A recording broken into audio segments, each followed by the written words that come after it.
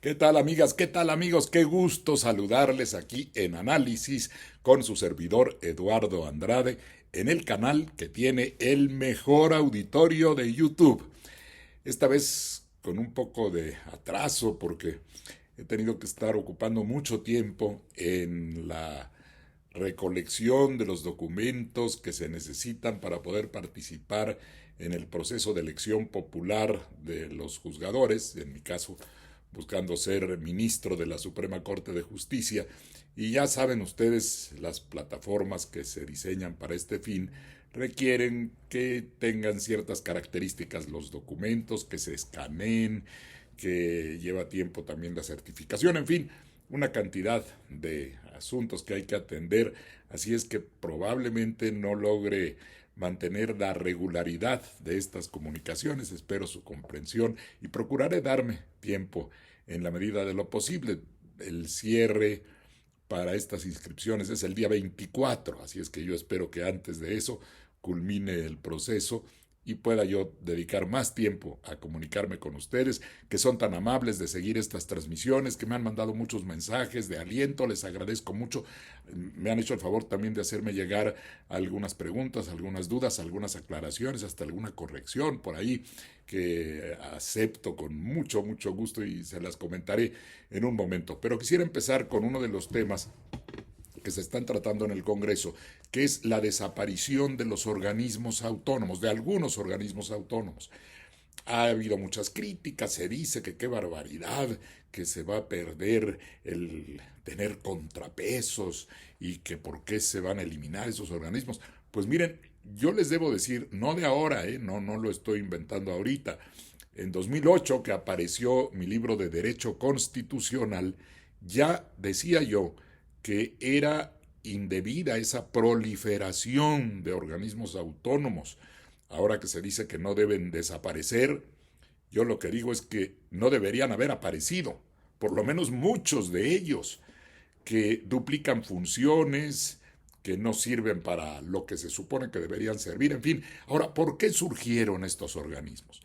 Esencialmente para quitarle facultades a la presidencia de la República, para suprimirle atribuciones a quien ejerce el poder ejecutivo, con esta paradoja de que resulta que vamos todos a votar en elecciones populares, emitimos nuestro voto, elegimos una persona para que se encargue de la presidencia de la República y luego desconfiamos y decimos, no, este asunto es muy importante, hay que separarlo, no hay que dárselo a la presidenta, al presidente. Y entonces, ¿para qué lo elegimos? Si depositamos nuestra confianza en una persona a la que la Constitución le señala esa capacidad ejecutiva de ejecutar las leyes, de ponerlas en práctica, de llevar la administración pública, y luego decimos, este pedazo no se lo den, este quítenselo. ¿Y a quién se le va a dar? Pues se les da a personas que no tienen esa legitimidad democrática, que no han sido electas por la gente y que muchas veces se introducen en esos organismos formando cotos de poder muy cerrados que tienen que ver con la especialidad del tema que se vuelve autónomo. Por eso es que en la gran mayoría de los casos no se justifican esos organismos. Algunos sí, el organismo electoral, el INE, bueno, la elección, se puede pensar que siempre hay la tentación de parte de legisladores o del propio Ejecutivo de influir en el resultado electoral. Puede ser, no tiene que ser necesariamente así, pero esa desconfianza, digamos, esa situación de separar la función electoral tiene sentido. Hay países, incluso Costa Rica, ahí se habla de un poder electoral, en todo caso es otro poder ahí.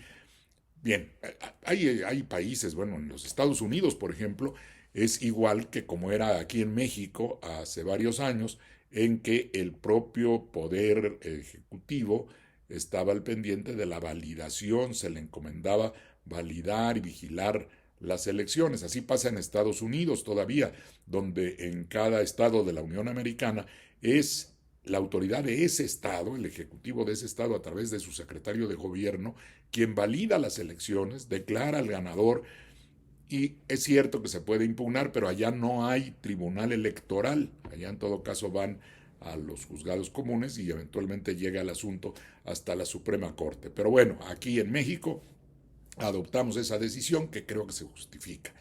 Otro organismo autónomo que se tiene que aceptar que así es, aunque también yo decía en mi libro desde ese tiempo que la autonomía del Banco de México también le ha arrebatado al Poder Legislativo una función esencial en cuanto al valor de la moneda y las tareas de emisión de billetes y de control o descontrol de cambios, iba yo a decir control de cambios.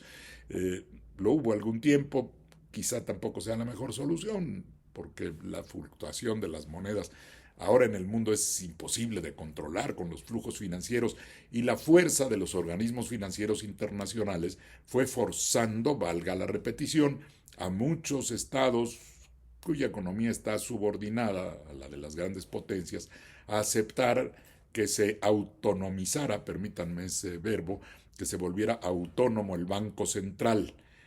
Y ya es así, moverlo no tendría ningún sentido, sería muy peligroso porque pone en riesgo los flujos financieros, el crédito internacional.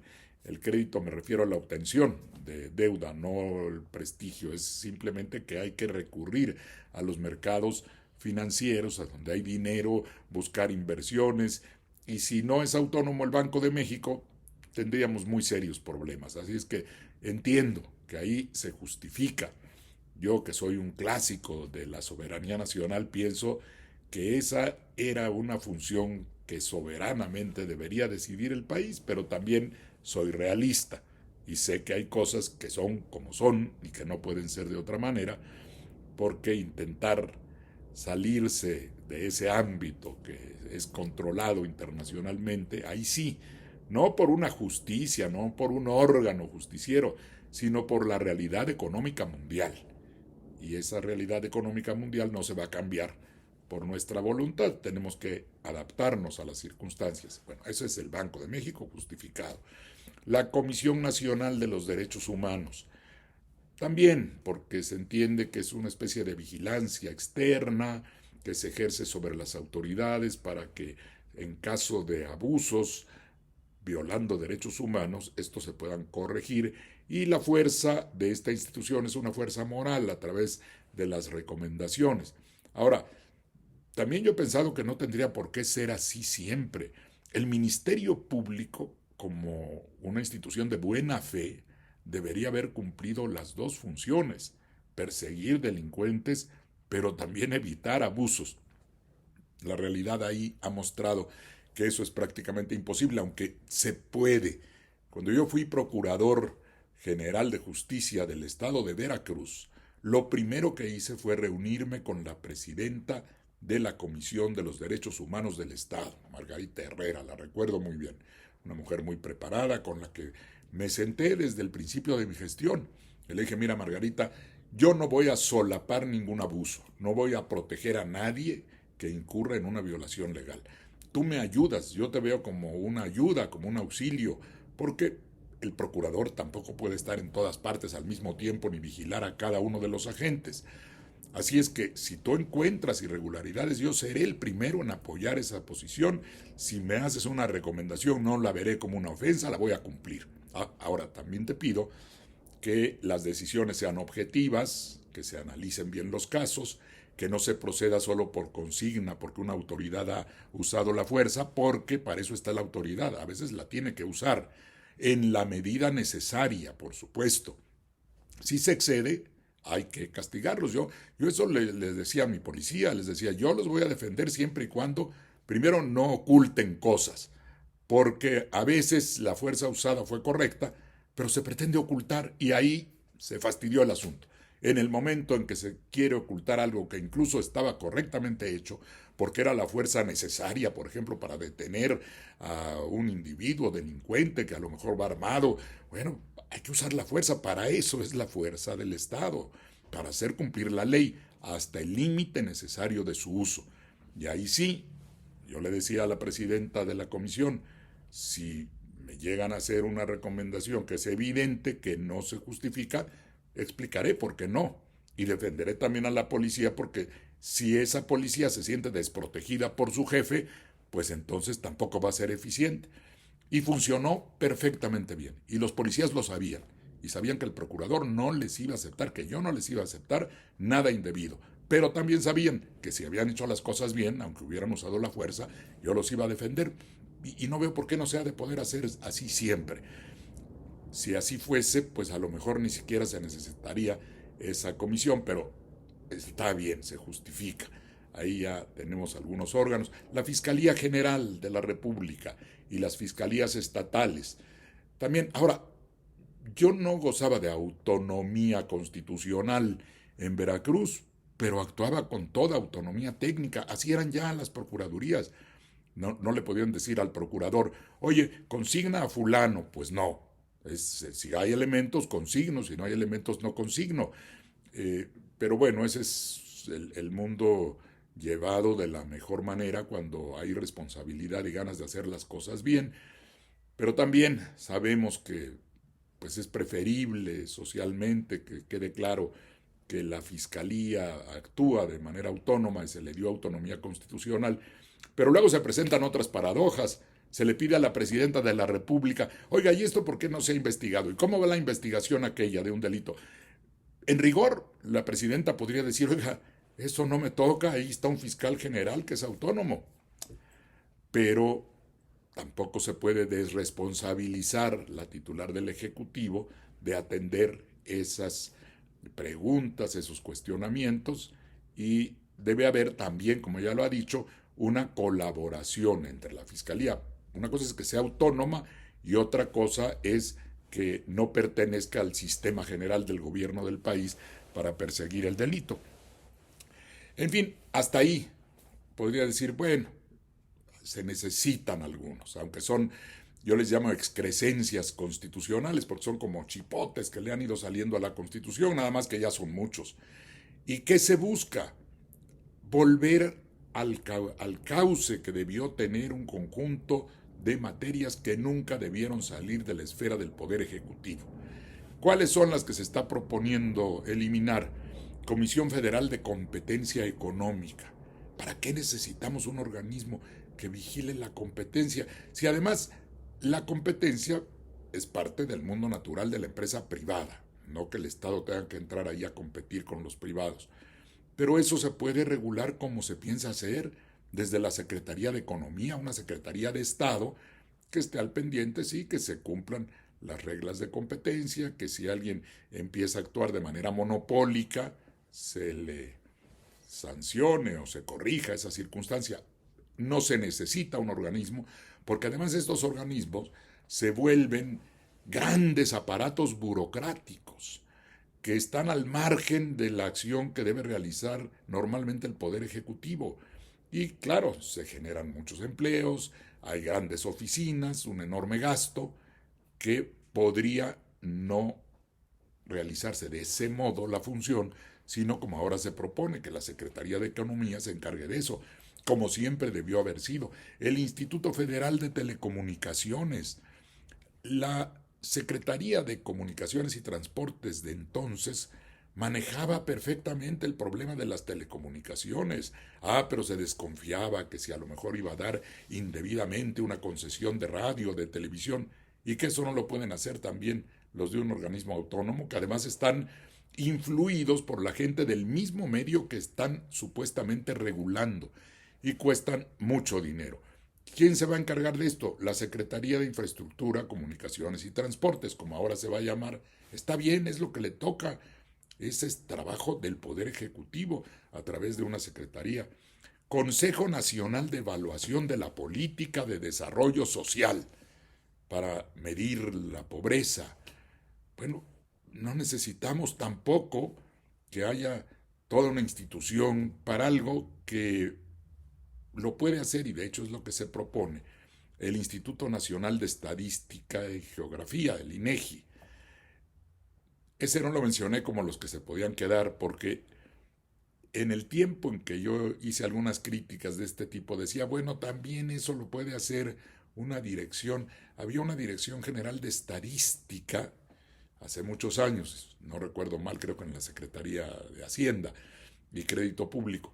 Bueno, está bien ya, si se requiere que haya una medición externa de algunas cosas como la inflación o que se haga el censo, bueno, que se le dé esa tarea al INEGI, pero no tiene por qué existir el INEGI por un lado para medir unas cosas y el Coneval por otro lado para medir otras. Si se trata de medir situaciones sociales, económicas, bueno, pues que lo haga un organismo, ¿para qué queremos dos?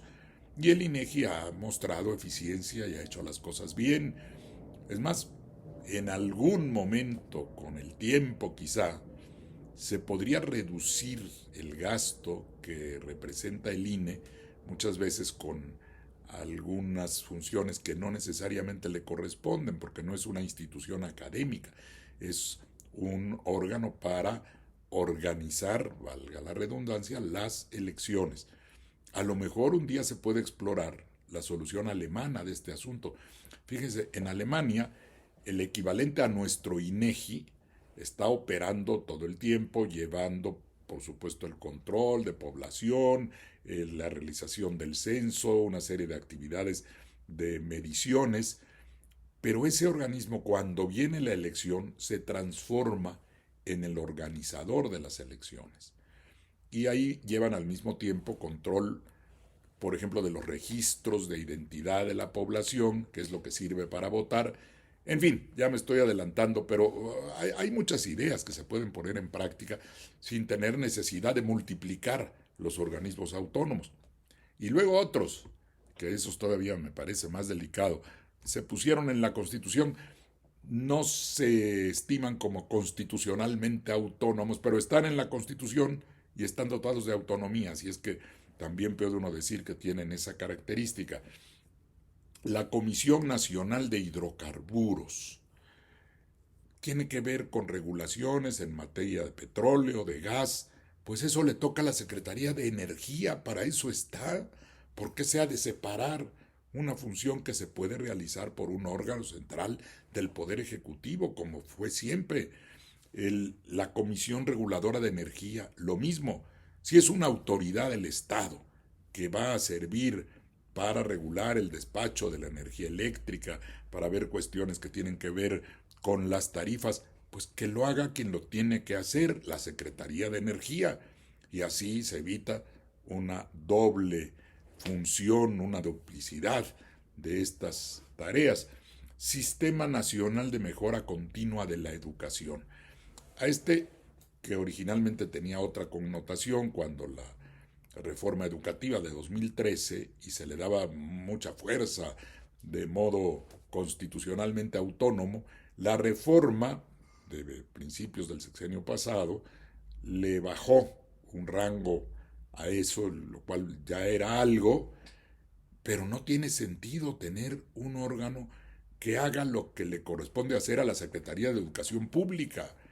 Pues el secretario de Educación Pública querrá saber cómo va el sistema educativo y pondrá los mecanismos de evaluación para saber cómo va. No necesita tener iba a decir chipote, bueno, sí, un chipote, ¿no? Una excrescencia por ahí que sale que para que le evalúen lo que ellos pueden evaluar.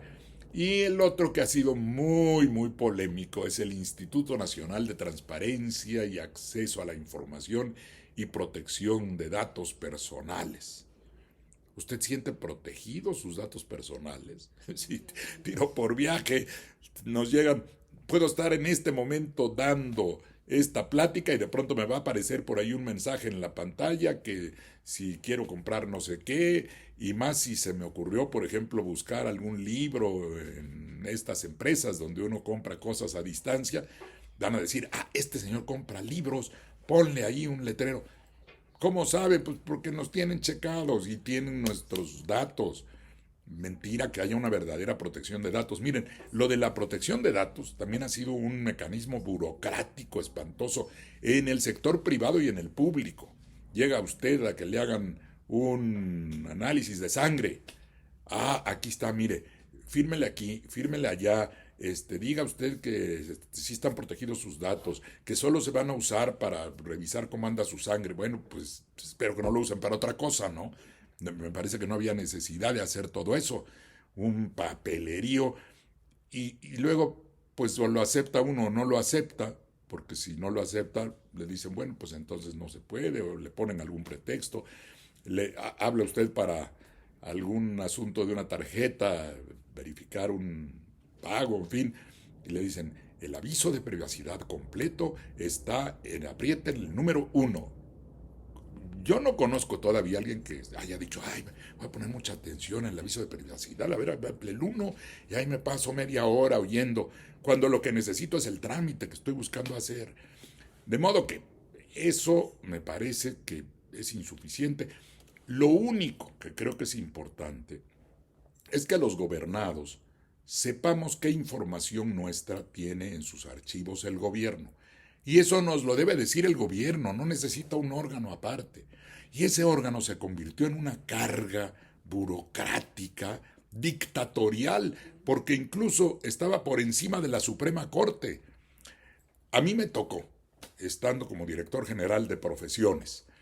Un día me dijeron, una persona solicita que se le entregue todo el sistema, toda la base de datos, una base de datos de 11 millones de personas que han sacado, ahora deben ser más, yo ya son algunos años, 2 años que no he estado ahí, pero eh, ya debe haber crecido mucho, lo que sea, millones de registros.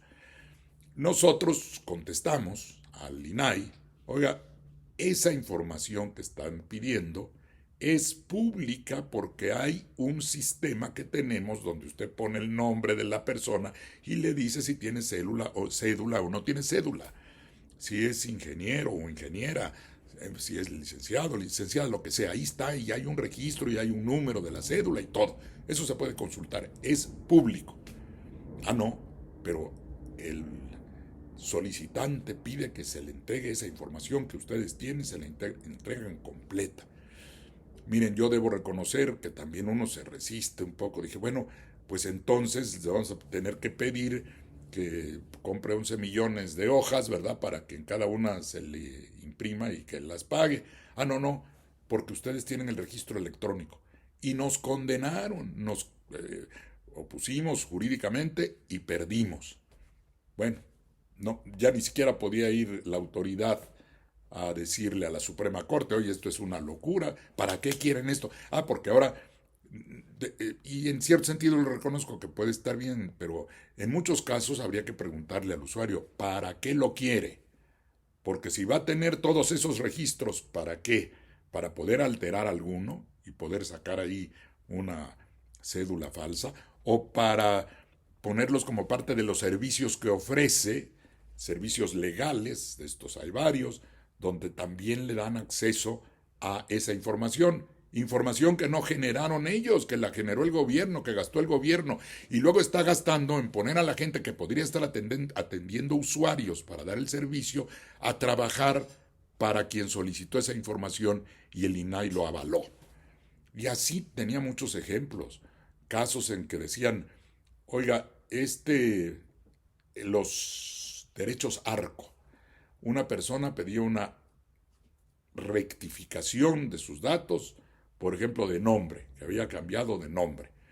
Bueno, sí, tiene el derecho a hacerlo, nada más que tiene que ir al registro civil. Ah, no, porque el dato que ustedes tienen está mal y ya se llama distinto. Bueno, se llamará distinto, pero nosotros tenemos que vigilar que no se sustituya una persona por otra cuando puede ser un profesionista que fue sancionado. Y el registro tiene que aparecer, y así está previsto en la ley, si el beneficio público de saber si una persona puede ejercer o no la profesión está en ese caso por encima del derecho que también existe a modificar su personalidad, sus datos. Nada más que hay que cubrir una serie de requisitos y no simplemente decir, es que era una rectificación, cámbiale. Y luego también decíamos, bueno, nosotros no registramos nombres, nosotros registramos títulos, carreras. Y en muchos casos, si por ejemplo decía licenciado en tal cosa, y eso dice el título, y ahora va a decir licenciada en tal cosa, bueno, pues que la autoridad que emitió el título me tiene que decir primero, no porque me resista, sino porque si no se pierde totalmente el control de las cosas. Ah, no, exigencias a veces, pues lo tienes que cambiar.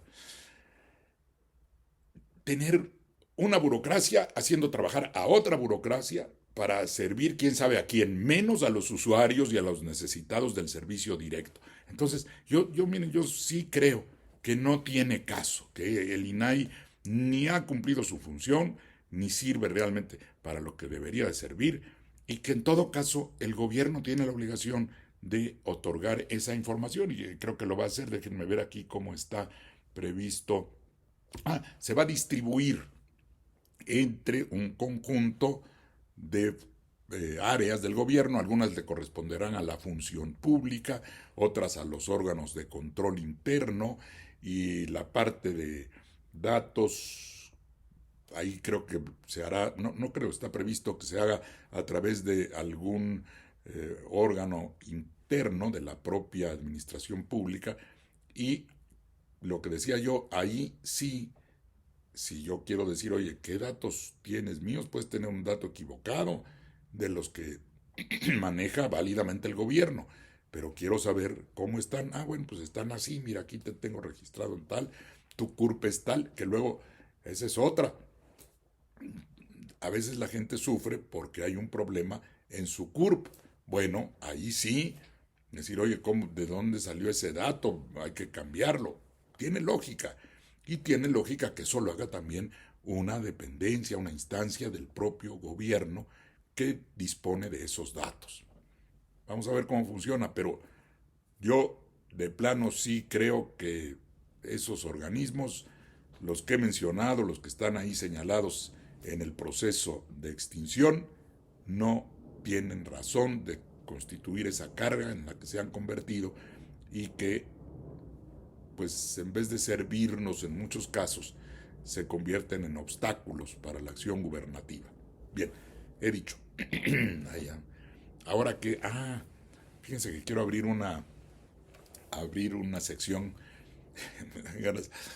Algún tiempo cuando fui locutor tenía yo un programita, estaba en la estación de radio de Coatzacoalcos, y hacíamos complacencias musicales. Las personas nos llamaban por teléfono y, oiga, pues que queremos oír a César, estoy hablando de César Costa, estaba de moda en ese tiempo, y tal canción de Angélica María, y póngame a Enrique Guzmán para que nos cante Gotas de Lluvia. Bueno, algunos de mi edad recordarán esas canciones, y algunos de estos artistas siguen vigentes. Pero a lo que voy es a que, acordándome de eso, dije, bueno, voy a abrir una pequeña sección que se llame las complacencias jurídicas. Y entonces, ver lo que me han hecho el favor de mandarme. Bueno, uno primero, oiga, creo que metí la pata el otro día y le llamé indebidamente, creo que dije American Rifle Association, y me hacen la aclaración, y creo que tienen toda la razón, de que se llama National Rifle Association, ¿no? Entonces déjenme ver, a ver, estar seguros también de que National Rifle, ¿sí? A ver cómo me puso.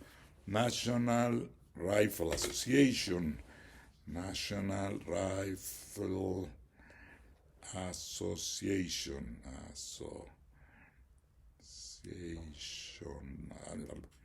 aquí está, sí, me equivoqué. Organización fundada en 1871. Debí haberme acordado, NRA.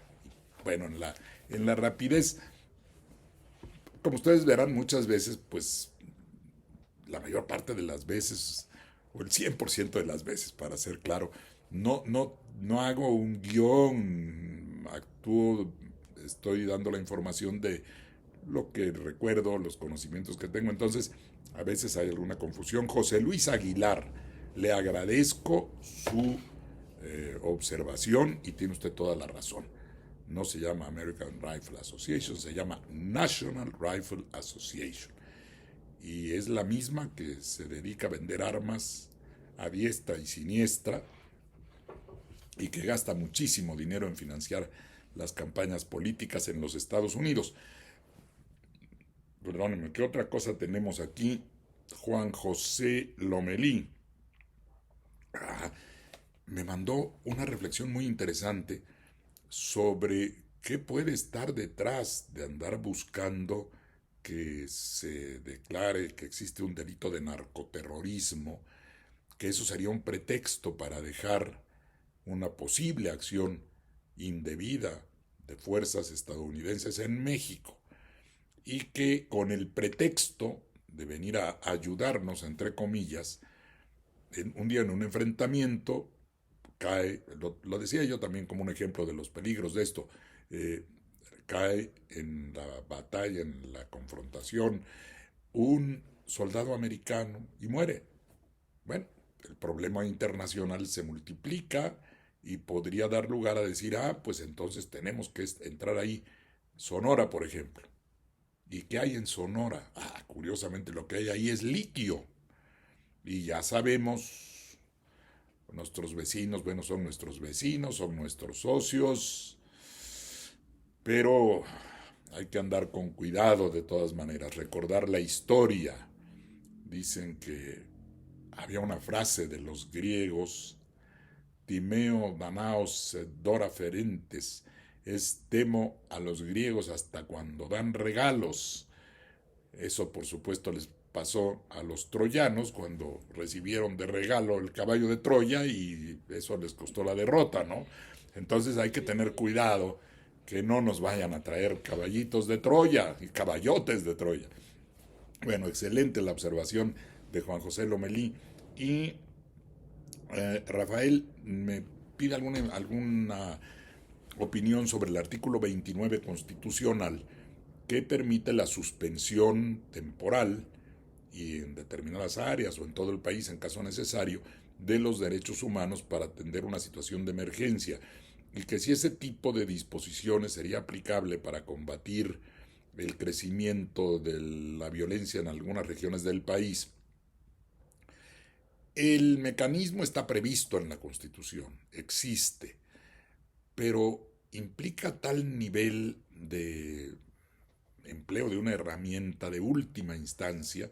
Esa no se ha usado en México desde 1943, creo, en la época de la Segunda Guerra Mundial. Cuando entramos a la Segunda Guerra Mundial, mandamos el Escuadrón 201 al oriente a luchar del lado de los aliados, después de que los alemanes nos habían hundido unos barcos.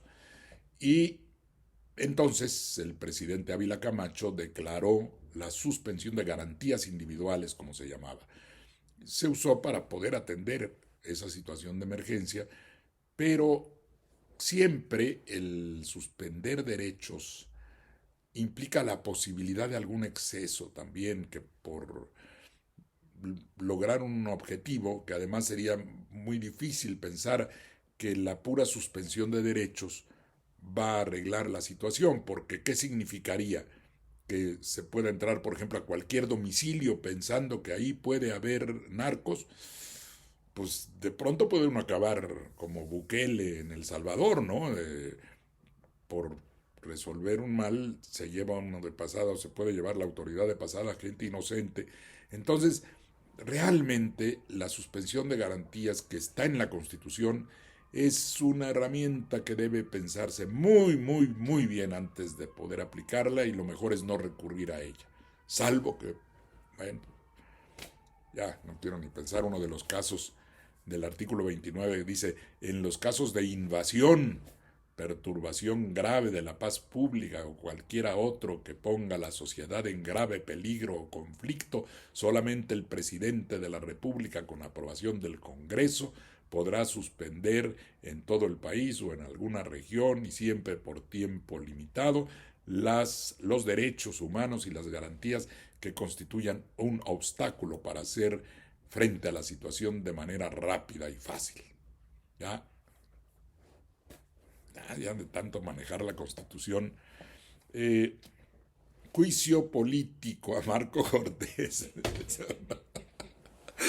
Ay, no faltan ganas, ¿verdad? Pero hay una disposición. Los diputados pueden ser sujetos a juicio político, pero Pero, y ahí por eso hay que respetar la Constitución al pie de la letra.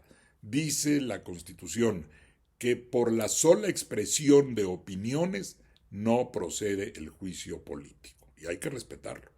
Porque si es una opinión descabellada, antipatriótica, el pensar que se tipifique el delito de narcoterrorismo, que ya lo hemos platicado aquí, es muy censurable, es condenable social y políticamente, pero no jurídicamente.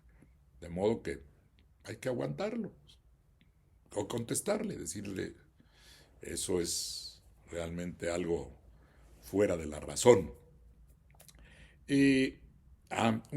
Miren, esto es más complicado. No se identifica perfectamente quién me hizo esta pregunta sobre la diferencia entre la federación, los estados y los municipios. De manera muy rápida y sintética trataré de decirlo, y si hay necesidad de ampliarlo después me dicen. El sistema federal consiste en que varios estados que originalmente son considerados como soberanos, independientes, se unen para formar una entidad más grande que se llama federación. La federación está constituida por estados libres y soberanos, dice nuestra Constitución, porque ese es el origen de una federación. Y esos estados, cuando forman la federación, le transmiten parte de su soberanía original a órganos de mayor nivel para asuntos que tienen que manejarse a nivel de toda la nación. La cuestión de la defensa, no va a tener cada estado un ejército, ¿verdad? Entonces, la función de defensa de la nación es materia federal. Y así hay muchas materias, cada vez hay más, porque es un sistema federal con alta, no quisiera decir centralización, pero sí, o sea, implica que se centraliza mucho en los poderes federales, pero siempre le queda un espacio a los estados, pueden poner un impuesto local, tienen sus propios códigos, no de todo, pero todavía conservan los códigos penales por lo menos, pero las otras facultades llegan a la federación desde el origen de una cesión que le hacen los estados a los poderes federales, y esto provoca que haya lo que llamamos jurídicamente dos ámbitos de competencia, es decir, un área de competencias, de facultades, de atribuciones, el emitir moneda, por ejemplo, pues eso tiene que ser federal, no va a tener cada estado su moneda, la regulación del sistema financiero, del comercio o de recursos naturales, el petróleo, el gas, los recursos forestales, hay una ley federal para eso y esa opera para todo el país y la emite el Congreso de la Unión. Entonces, puede uno decir, aunque no es la manera más jurídicamente aceptable, pero es muy gráfica, que es como de dos pisos, dos niveles, aunque en realidad son dos esferas de competencia, pero dos niveles es lo que entendemos muy bien. En el nivel alto están los tres poderes federales para toda la federación y cada entidad federativa tiene sus propios poderes. Hay una constitución para todo el país, eso es lo federal. Hay una constitución en cada entidad federativa, es lo local, lo estatal, o de entidad federativa, porque la Ciudad de México no es un estado, es una ciudad que goza de autonomía. Pero voy a usar la idea estatal. Estatal es lo que corresponde a las entidades federativas, dicho de manera que no es totalmente exacta, pero que es entendible. Entonces, esas dos esferas de competencia tienen su propio ámbito. Hay también leyes federales para todo el país, leyes locales en cada entidad federativa. Y lo municipal proviene de una muy antigua figura desde la época de los romanos y ha ido adaptando y adoptando en diferentes países. Nuestro lo ratificó muy bien la Constitución de 1917 cuando afirmó la libertad municipal. Ese municipio libre que se demandaba durante la Revolución, lo que se quería era que se evitara el mando de los jefes políticos que atosigaban a la autoridad municipal que prácticamente no podía hacer nada. Y entonces la demanda era no pongan autoridades intermedias entre el Estado como poder local y el municipio. Y obliguemos, y así lo dice la Constitución, a que cada estado de la República tenga como base de su organización administrativa, política, al municipio como la célula de poder local para cuestiones estrictamente de las zonas concretas, ya sea urbanas o zonas rurales en un ámbito reducido. Ahí opera un ayuntamiento como órgano de gobierno y ese ayuntamiento tiene facultades para emitir normas que no son leyes. Las leyes las emiten o bien la federal, el Congreso de la Unión, o los congresos locales, las leyes.